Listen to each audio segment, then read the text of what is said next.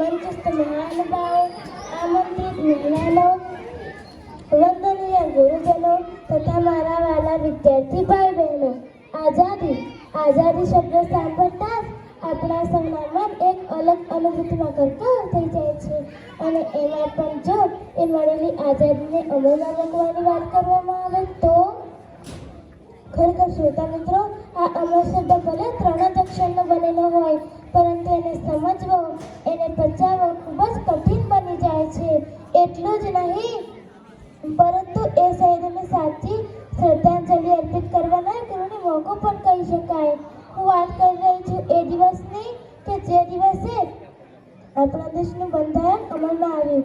26 જાન્યુઆરી 1950નો દિવસ, તે દિવસ કે જે દિવસે આપણો દેશ ખરા અર્થમાં પ્રજાસત્તાક થયો. એટલું જ નહીં, દેશની કાનૂની સત્તા, શૈક્ષણિક ક્ષેત્રે અગ્રતા, ભારત દેશના નાગરિકોને પોતાનો વ્યક્તિગત હક મળ્યો. આપણા દેશવાસીઓ દર વર્ષે આ દિવસની ઉજવણી ખૂબ જ હોશભેર કરે છે.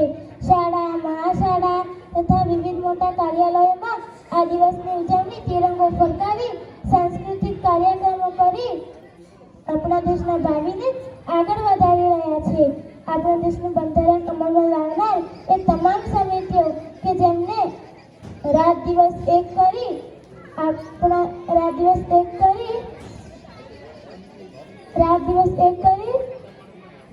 આપણા બંધારણને તૈયાર કર્યું. એને તૈયાર કરતા 2 વર્ષ 11 મહિના 18 દિવસ જેટલો સમય લાગ્યો હતો.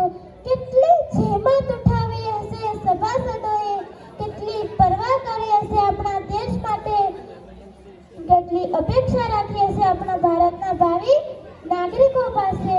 હવે તો સમય બદલાયો, વિદેશી વળતરનો વ્યાપ વધ્યો છે, જેને પરિણામે આપણા દેશની દિશા અને દશા બેઉ પરિવર્તિત થઈ રહી છે.